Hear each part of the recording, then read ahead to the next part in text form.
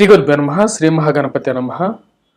మాస ఫలితాలు అంటే జనవరి నెల ఎలా ఉండబోతుంది అనేది చూద్దాం. జనవరి నెలలో ద్వాదశ రాశుల వారికి ఎలా ఉండబోతుందని తెలుసుకునే ముందు ముఖ్యంగా గ్రహ గతులు ఎలా ఉన్నాయనేది చూద్దాం. మనం చూసినట్లయితే రాహు తన యొక్క రాశి వచ్చేటప్పటికి మీనంలో సంచారం చేస్తున్నాడు. మీనంలో సంచారం చేస్తున్నటువంటి రాహు వచ్చేటప్పటికి రేవతి నక్షత్రం 4వ పాదంలో ఉన్నాడు. అలాగే గురువు వచ్చేటప్పటికి వక్రగతిన సంచారం చేస్తున్నాడు. డిసెంబర్ 31వ తారీఖుతో పురోగమన స్థితులకు మారబోతున్నాడు అన్నమాట. అశ్విని నక్షత్రం 4వ పాదంలో సంచారం అనేది జరుగుతూ ఉన్నది. అలాగే కేతువు వచ్చేటప్పటికి మనం చూసినట్లయితే కన్యా రాశిలో సంచారం జరుగుతూ ఉంది. కన్యా రాశిలో సంచారం చేస్తున్నటువంటి కేతువు వచ్చేటప్పటికి చిత్తా నక్షత్రం 2వ పాదంలో కేతువు యొక్క సంచారం అనేది జరుగుతుంది అన్నమాట. రవి మనం చూసినట్లయితే పూర్వాషాఢ నక్షత్రం ముందు మనం చెప్పాలి అంటే ధనుసు రాశిలో ఉంటాడు. జనవరి 15వ తారీఖున వచ్చేటప్పటికి మార్పు జరగబోతున్నది. మకరంలోకి మారుతున్నాడు.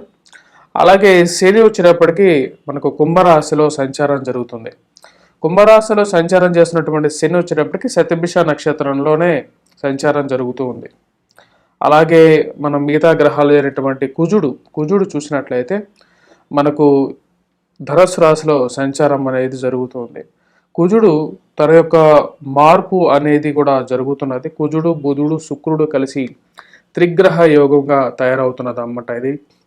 ఇది స్టార్ట్ అయ్యేది మనకు చూసినట్లయితే జనవరి 7వ తారీఖున ఒక గ్రహం వచ్చి మనకు వృశ్చికం నుంచి ఎప్పుడైతే మార్పు జరుగుతున్నదో జనవరి బుధుడు మార్పు అనేది కుజుడితో బుధుడు కలవటం అనేది జరుగుతున్నది. అలాగే 18వ తారీఖు శుక్రుడు కూడా వీరితో కలవటం అనేది జరుగుతుంది అన్నమాట.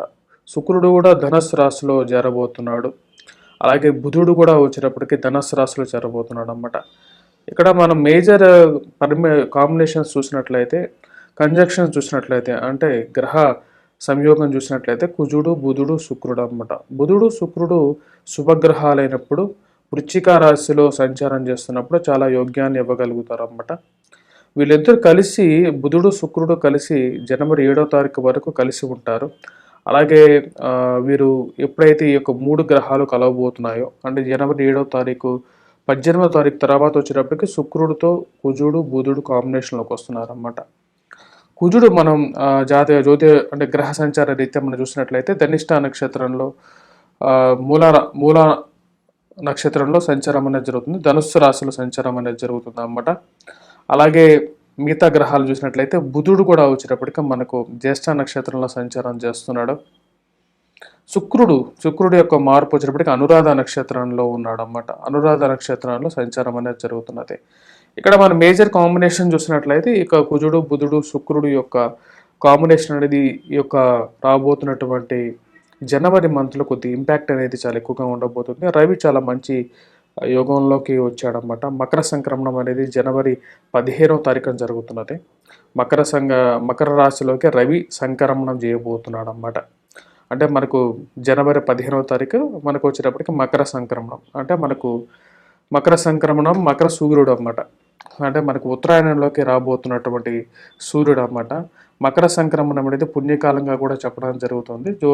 జ్యోతిష్యరిస్తేనే కదా మన మకర సంక్రాంతి అనేది మనకు తెలుగు ఇళ్లలో అంటే ఆంధ్ర తెలంగాణలో మరియు అలాగే సౌత్ స్టేట్స్లో ముఖ్యంగా తమిళనాడులో కూడా చాలా విశేషంగా జరుపుతారన్నమాట.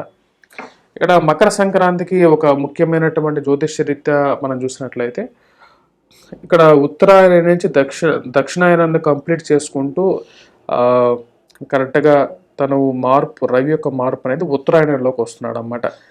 ఉత్తరాయణంలోకి స్టార్ట్ అవబోతున్నాడు. ఈ యొక్క అప్ టు మనం చూసిన కన్యా రాశిలోకి సంక్రమణం ఎప్పుడైతే చేస్తాడో దక్షిణాయనం అనేది మనకు మొదలవుతుంటుంది అన్నమాట. రవి ఎప్పుడైతే ఇక్కడ మారుతాడో అలాగే మకర సంక్రమణం తర్వాత మనకు వచ్చేటప్పటికి ఉత్తరాయణం రాబోతుంది. తెలుగు పండగలు ఏవైతే ఉన్నాయో అవి చాలా వరకు మనకు ఉత్తరాయణం తర్వాతే అంటే రవి ఎప్పుడైతే మకర సంక్రమణం చేస్తాడో అప్పటి నుంచే మనకు స్టార్ట్ అవుతుంది అన్నమాట. తమిళనాడులో కూడా ఇక పొంగల్ని ఎక్కువగా చాలా విశేషంగా కూడా జరుపుకుంటారు. ఈ యొక్క మకర సంక్రమణం పుణ్యకాలంలో వచ్చేటప్పటికి నెక్స్ట్ ఇయర్ ఎటువంటి పాడి పంటలు వెయ్యాలి అని చెప్పేసి రైతులు కూడా దాని గురించి నిర్ణయం తీసుకోవటం అనేది జరుగుతుంటుంది. మకర సంక్రమణ పురుషుడు యొక్క లక్షణాన్ని పెట్టేసేసి తదుపరి సంవత్సరంలో ఎటువంటి ఫలితాలు రాబోతున్నాయి అనేది చెప్పే సిద్ధాంతం అనేది కూడా మనకు జ్యోతిష్య రీత్యా కూడా ఉందన్నమాట. సో దాని తగినట్లుగా మనకు ఫలితాలు అనేవి ఉంటూ ఉంటాయి. ఇప్పుడు మనకు ద్వాదశ రాశుల వారి మీద ఈ యొక్క రాబోతున్నటువంటి నూతన సంవత్సర శుభాకాంక్షల్లో ఎటువంటి ఫలితాలు రాబోతున్నాయి, జనవరి మంత్ అనేది ఎలా ఉండబోతుంది ద్వాదశ రాశుల వారికి అనేది చూద్దాం.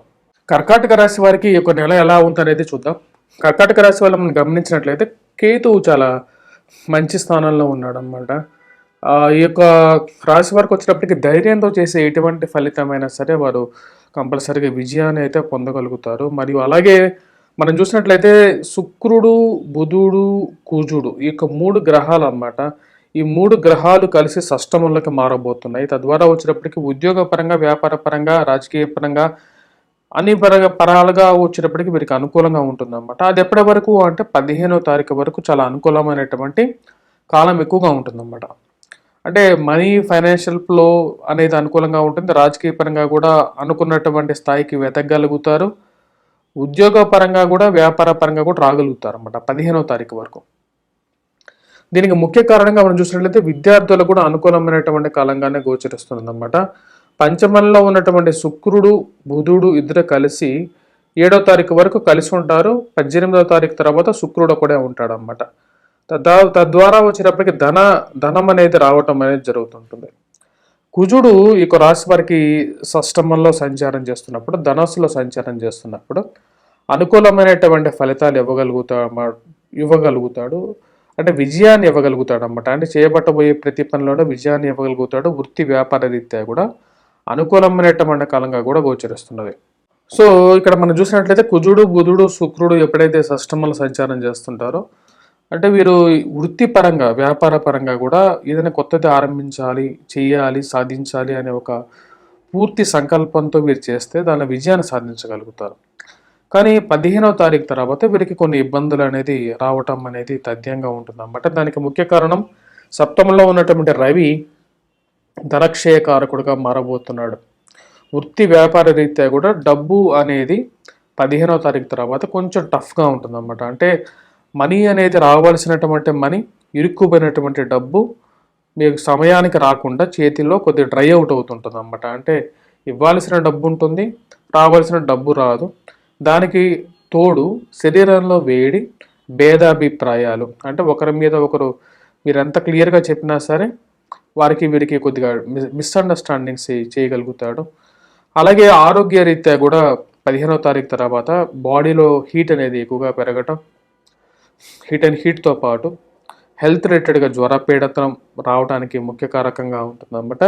ఎందుకంటే మనం చూసినట్లయితే రవి మకరంలోకి ఎప్పుడైతే ప్రవేశిస్తాడో 15వ తారీఖు అంటే ఎప్పుడైతే మనకు రాబోతుందో కరెక్ట్గా 90 డిగ్రీస్ యాంగిల్లోకి రవి చూస్తున్నది కర్కాటక రాశిని చూస్తున్నాడు అన్నమాట.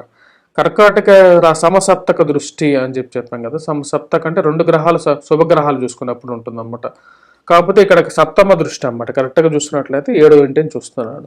7వ ఇంటి అంటే కర్కాటక రాశిని చూస్తున్నాడు అన్నమాట. కర్కాటక రాశిని చూసినప్పుడు హెల్త్ అనేది బాగా ఇంపాక్ట్ అవడానికి జాగ్రత్తగా ఉండాల్సినటువంటి ముఖ్యమైన సూచనగా చెప్పడం జరుగుతుంది. అలాగే డబ్బు కూడా కొద్దిగా మీరు చేసేటువంటి పని మీద కొద్దిగా ఎక్కువగా ఇంట్రెస్ట్ అనేది సన్నగిల్లేటువంటి ప్రమాదంగా కూడా గోచరిస్తుంది.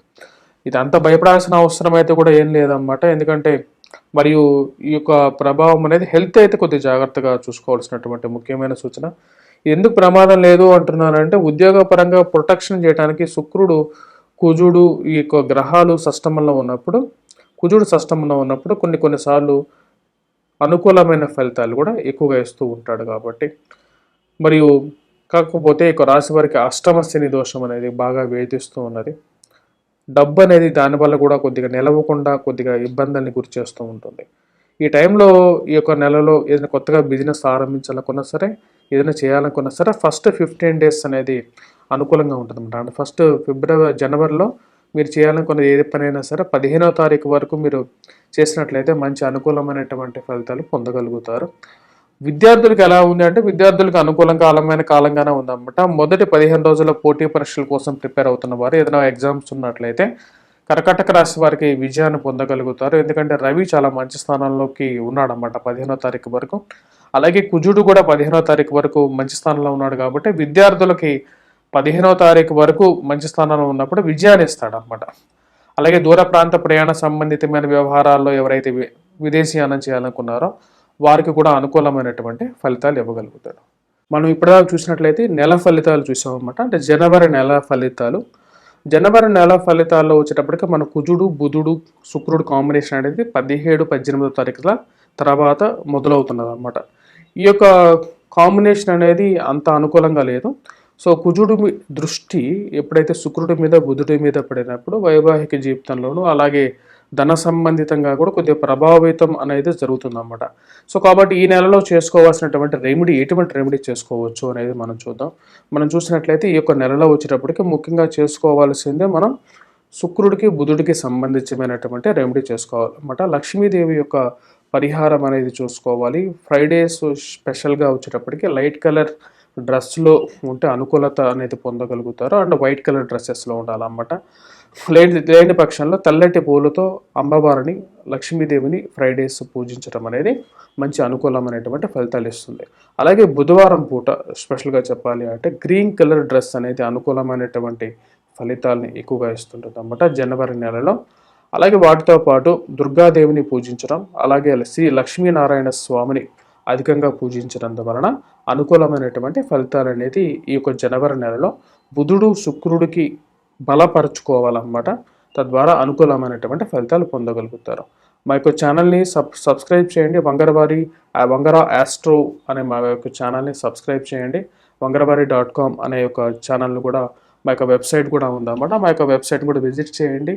బ్లాగ్ కూడా రాస్తుంటాను. బ్లాగ్లో కూడా కొన్ని ఆర్టికల్స్ ఉంటాయి, మీరు చూడొచ్చు అనుకూలమైనటువంటి ఫలితాల కోసం.